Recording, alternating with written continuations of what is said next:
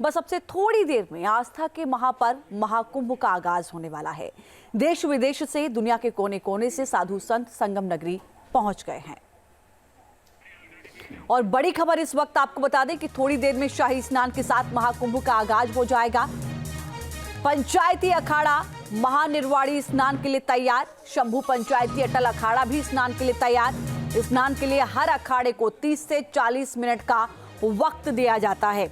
शाही स्नान के भी कुछ नियम होते हैं, कुछ परंपराएं होती हैं। सबसे पहले जो अखाड़े के साधु संत होते हैं वो वहां पर पहुंचते हैं और उसके बाद साधु संतों की तरफ से शाही स्नान किया जाता है। उसके बाद गृहस्थ जीवन के जो लोग जो वहां पर श्रद्धालु पहुंचते हैं वो शाही स्नान करते हैं। तो ये बड़ी खबर आपको बता दें, तस्वीरें हम लगातार आपको दिखा रहे हैं। एक बड़ा आंकड़ा, करीब 1.5 करोड़ से ज्यादा लोगों ने कल जो है वो आस्था की डुबकी लगाई पौष पूर्णिमा के मौके पर। और आज चूंकि मकर संक्रांति का दिन भी है और आज शाही स्नान भी, ऐसे में यहां पर तमाम लोग पहुंच रहे हैं, तमाम अखाड़े मौजूद हैं। हर अखाड़े को 30 से 40 मिनट का वक्त दिया गया है।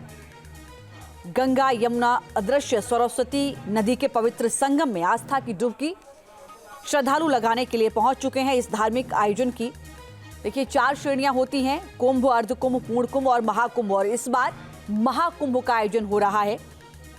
कुंभ 12 साल में 4 जगहों पर लगता है, हरिद्वार, नासिक, उज्जैन और प्रयागराज। अर्धकुंभ को अगर आप देखें तो ये सिर्फ प्रयागराज हरिद्वार में लगता है। पूर्ण कुंभ सिर्फ प्रयागराज में हर 12 साल में लगता है। लेकिन महाकुंभ 12 बार जब कुंभ लग चुका होता है तो उसके बाद बारी आती है महाकुंभ की, यानी कि बहुत ही दुर्लभ आयोजन होता है जो 12 पूर्ण कुंभ के बाद यानी 144 वर्षों के बाद इस बार ये संयोग पड़ा है। ये सिर्फ प्रयागराज में संगम तट पर। ये तस्वीर जो आप देख रहे हैं ये अपने आप में अलौकिक है, अद्भुत है, अकल्पनीय है। ये तस्वीर आप देखिए, आस्था और इस बार आप कह सकते हैं कि आधुनिकता का भी संगम यहां पर आपको नजर आ रहा है। क्योंकि हर चीज आपको व्यवस्थित तरीके से, पारंपरिक जो तकनीक है उसके अलावा नई टेक्नोलॉजी के इस्तेमाल से यहां पर। और आज शाही स्नान के मौके पर यूपी के मुख्यमंत्री योगी आदित्यनाथ ने श्रद्धालुओं को बधाई दी है, शुभकामनाएं दी हैं। क्या कुछ कहा है सुनाते हैं आपको। इस सदी का पहला महाकुंभ तीर्थपति प्रयागराज में प्रारंभ हो चुका है और आज पहला अमृत स्नान का पुण्य प्रारंभ हो चुका है। यानी महाकुंभ में के प्रति जो आकर्षण देश और दुनिया में देखने को मिल रहा है वो अद्भुत है, अकल्पनीय है। कल ही आपने देखा होगा प्रयागराज में लगभग 1.25 करोड़ श्रद्धालुजनों ने मां गंगा, यमुना और सरस्वती के पावन त्रिवेणी के संगम पे डुबकी लगा करके पुण्य के भागीदार बने। ब्रह्म मुहूर्त में 3 बजे से ही लाखों की संख्या में श्रद्धालुजन अभी से वहां डुबकी लगा रहे हैं, पुण्य के भागीदार बन रहे हैं। उसमें देश और दुनिया से आए हुए सनातन धर्मावलंबी तो हैं ही, साथ साथ सनातन धर्म के प्रति आकर्षित तमाम विदेशी श्रद्धालु भी इस महाकुंभ के साक्षी बन रहे हैं। तो मुख्यमंत्री योगी आदित्यनाथ ने बधाई दी है और जो कल का आंकड़ा है वो अपने आप में निश्चित तौर पर अद्भुत है। 1,65,00,000 से ज्यादा लोगों ने कल डुबकी लगाई और आज ये आंकड़ा और ज्यादा बढ़ सकता है। मकर संक्रांति पर आज 13 अखाड़ों में शैव, शाक्त और वैष्णव संप्रदाय के साधु संत संगम में स्नान करेंगे। अमृत स्नान की शुरुआत नागा साधु करेंगे। हर अखाड़े को 30 से 40 मिनट का समय दिया गया है। अगर आप अखाड़े की बात की जाए तो अखाड़े महाकुंभ में सबसे ज्यादा आकर्षण का प्रमुख केंद्र रहते हैं। अखाड़े की शुरुआत आदि शंकराचार्य ने की। अभी कुल 13 अखाड़े हैं जो कि 3 श्रेणियों में जिनको बांटा गया है, शैव, वैष्णव और उदासीन।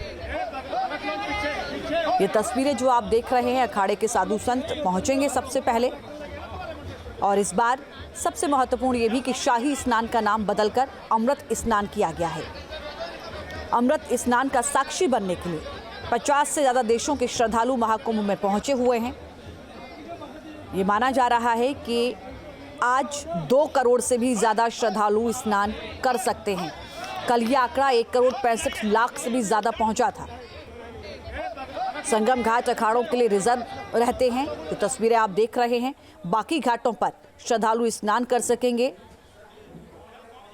और अखाड़ों के अमृत स्नान की अगर आप बात करें तो अगर आप सभी अखाड़ों के अमृत स्नान के समय को जोड़ेंगे तो करीब 9.5 घंटे तक आज यानी मकर संक्रांति के पर्व पर अखाड़ों का अमृत स्नान चलेगा।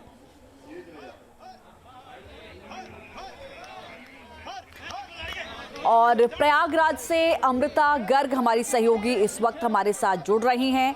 अमृता, आज शाही स्नान अपने आप में एक लंबी प्रतीक्षा के बाद श्रद्धालुओं के लिए दिन कैसे शुरुआत हो रही है? अखाड़ों के संतों को सबसे पहले पहुंचना होगा, उसके बाद किस तरीके से इसकी पूरी प्रक्रिया भी समझाइएगा, क्योंकि शाही स्नान कहना और उसके नियमों को समझना बहुत ज़रूरी हो जाता है। जो पहुंच रहे हैं शाही स्नान के लिए उसके नियम क्या है, वहाँ इस वक्त तस्वीर क्या है, जरा विस्तार से समझाइएगा अमृता।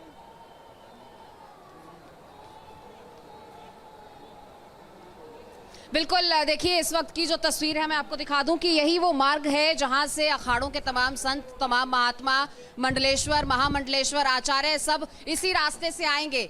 इस रास्ते से आएंगे और उसकी बाकायदा पेट्रोलिंग की जा रही है।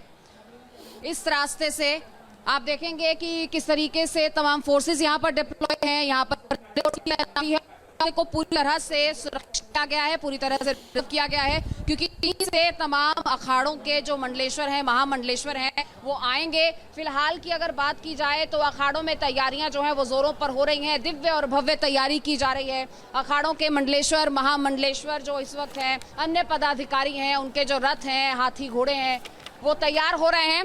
और अखाड़ों के संत महात्मा यहीं से, इसी रास्ते से जो है वो संगम तट की ओर बढ़ेंगे और वहां पर उनका स्नान होगा। और ये जो प्रक्रिया है ये एक के बाद एक, क्योंकि तमाम जो 13 अखाड़े हैं उनका समय निर्धारित किया गया है, तो एक एक कर तमाम अखाड़े जैसे जैसे यहाँ से गुजरते जाएंगे वो तस्वीरें भी दिव्य भव्य होंगी, क्योंकि 12 साल बाद महाकुंभ का ये मौका है। तो फिलहाल जो है वो भस्म श्रृंगार और तमाम तरीके के जो श्रृंगार हैं, जो तमाम अखाड़ों की अलग अलग परंपरा है, उस हिसाब से वहाँ पर तैयारियां हो रही हैं।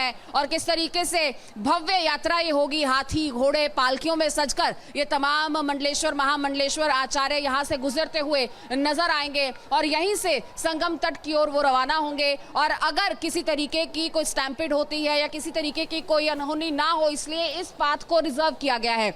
यहाँ इस पाथ पर किसी को भी जाने की कोई इजाजत नहीं है। आप देख रहे हैं यहाँ पर बैरिकेडिंग कर रखी है, लोगों को इसके आगे नहीं जाने दिया जाएगा। इस रास्ते को रिजर्व किया गया है। मेन जो रास्ता है वो यही है जो हम आपको दिखा रहे हैं। और यहाँ पर आपको ये भी बता दूं कि पूरे विधि विधान और इष्ट देव के पूजन के बाद ये जो यात्रा है तमाम अखाड़ों की, वो अपने अखाड़ों के शिविर से वहाँ से निकलेगी और एक एक कर ये तमाम पहुंचेंगे, जिसमें सबसे पहले शैव अखाड़े जो हैं वो स्नान की इस प्रक्रिया को पूरा करेंगे। उसके बाद वैष्णव अखाड़े जो हैं वो आगे बढ़ेंगे। फिर उदासीन जो अखाड़े हैं वो तमाम अखाड़े आगे बढ़ते हुए नजर आएंगे। लेकिन जो अद्भुत तस्वीर शैव अखाड़ों की यहाँ से निकलते हुए देखी जाएगी वो वाकई में अलौकिक होगी, दिव्य होगी और भव्य होगी। ऐसी तस्वीर जिसका इंतजार 12 साल किया जाता है। और इस बार के योग की बात की जाए तो 144 साल के बाद आप देखिए ये दिव्य भव्य मुहूर्त है, ऐसा शुभ मुहूर्त है। इस तरीके की ग्रह नक्षत्रों की चाल है कि 144 साल के बाद ये मौका तमाम सनातनियों को मिला है और वो इस महाकुंभ को एक्सपीरियंस करने के लिए, इसके साक्षी बनने के लिए यहाँ पर पहुंचे हैं। और जिस तरीके से शाही स्नान को इस बार अमृत स्नान नाम दिया गया है, तो अमृत वेला में ये अमृत स्नान और इसी को आतुर है तमाम वो आंखें जो यहाँ पर मौजूद हैं। और हम भी उसी वक्त का इंतजार कर रहे हैं कि कब ये शोभा यात्रा यहाँ से निकलेगी। तमाम जो नागा साधु हैं, तमाम जो अखाड़ों के संत महात्मा हैं, वो यहीं से अपनी अपनी पालकियों में सवार होकर पहुंचेंगे। और मेला प्रशासन की तरफ से भी पूरी तैयारी जो है वो की गई है। अमृत स्नान में कोई भी विघ्न ना हो, किसी तरह की कोई समस्या ना हो, इसलिए इस पाथ को भी रिजर्व किया गया है।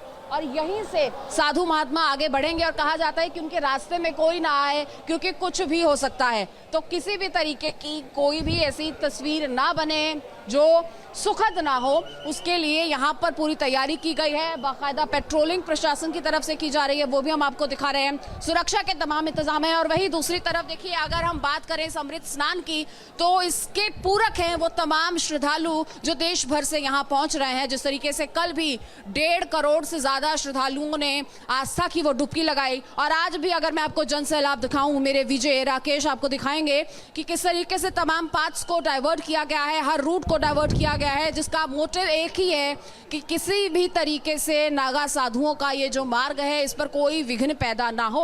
और आप देखेंगे कि नागा साधुओं की, अखाड़ों के महामंडलेश्वरों की एक एक झलक पाने के लिए लोग यहाँ पर कितने आतुर हैं। और इसी तरीके से आप देखेंगे कि किस तरीके से बैरिकेटिंग इस पूरे रास्ते पर की गई है और लोग इन रास्तों पर अटके हुए हैं, रुके हुए हैं, गड़े हुए हैं, सिर्फ उन नागा साधुओं की एक एक झलक पा जाने के लिए। और उसी झलक को हम भी आतुर हैं, हम भी उसका बेसब्री से इंतजार कर रहे हैं, क्योंकि किसी भी वक्त नागा साधुओं की वो रैली, वो शोभा यात्रा यहाँ से निकलेगी। इसी रास्ते से होते हुए वो संगम के तट पर जाएंगे। और जो बताया गया है, हालांकि ये मेरा पहला कुंभ है जिसे मैं एक्सपीरियंस कर रही हूँ, सौभाग्यशाली भी खुद को महसूस करती हूँ, लेकिन तस्वीर वाकई में देखने के लिए मैं भी बेसब्र हूँ, उत्सुक हूँ। और यहाँ से कुछ अनाउंसमेंट शुरू हो गई हैं, तो वो भी हम आपको बताएंगे। लेकिन ये भी मैं आपको बताते चलूँ कि कहते हैं कि जब महामंडलेश्वर, मंडलेश्वर और तमाम पदाधिकारी इस जत्थे में आगे बढ़ते हैं, तो जो नागा साधु होते हैं जैसे जैसे संगम तट के करीब पहुँचते जाते हैं, उनकी एक्साइटमेंट और बढ़ जाती है, वो उत्सुक हो जाते हैं और दौड़ दौड़ के वो संगम के उस तट की ओर आगे बढ़ते हैं। दौड़ दौड़ कर वो जो आस्था की डुबकी है वो लगाते हैं। तो मेरे पीछे ये मार्ग जो आप देख रहे हैं, इसको रिजर्व किया गया है ताकि किसी भी तरीके का कोई स्टैम्पेड यहाँ पर ना हो। और दूसरी तरफ अगर इधर बात की जाए तो आप देखेंगे कि घोड़ों से भी यहाँ पर पूरी जो है निगरानी की जा रही है। देखिए, घोड़ों पर तैनात पुलिस फोर्स की ये तस्वीर आप देखेंगे और तमाम यहाँ पर फोर्सेस की तैनाती है, तो पूरी निगरानी की जा रही है।